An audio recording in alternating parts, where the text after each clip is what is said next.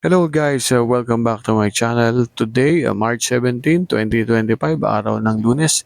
Inaasahan natin na matumal ang mga booking at tayo ngayon ay papunta dito sa tenement. So, samahan niyo ako para sa ating unang booking sa linggong ito.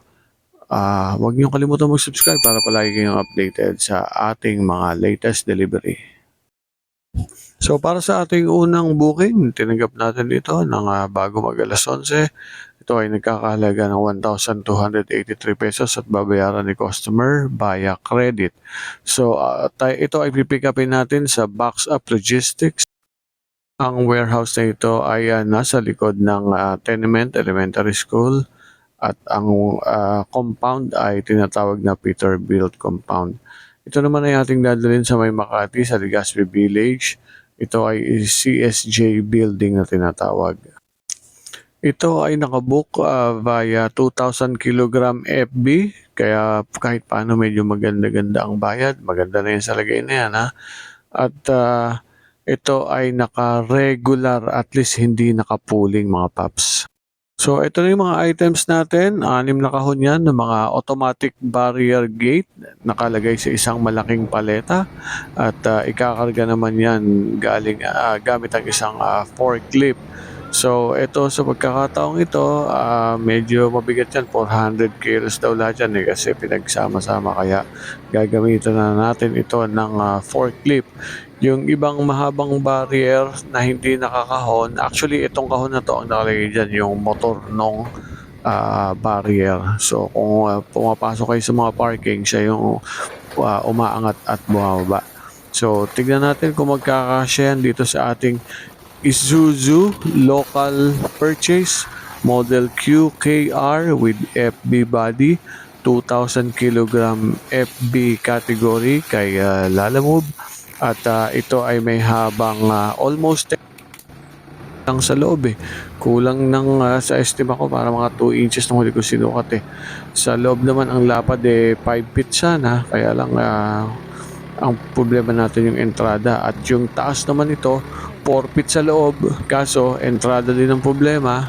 At saka yung estribo.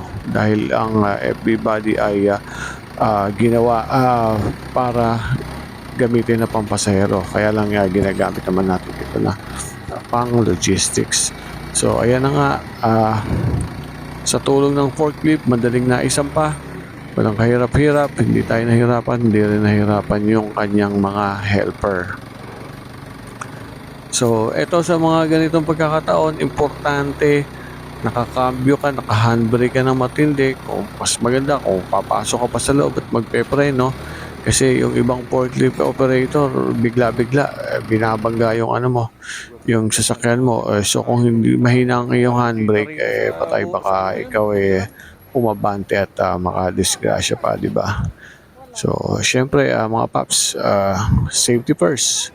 So, itong ikinarga natin na ito, araw ng Lunes, total of 12 boxes ito, mga malalaki, kasya naman sa ating FB type.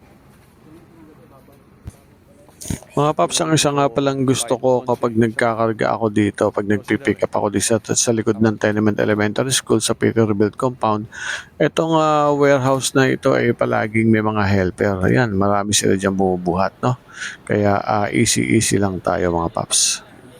So, ang kagandahan naman mga paps, pagkababa natin, actually, hindi pa natatapos ibaba ito dun sa Aguirre, sa Makati. Nakakuha naman ako ng booking. Dito lang din around the area.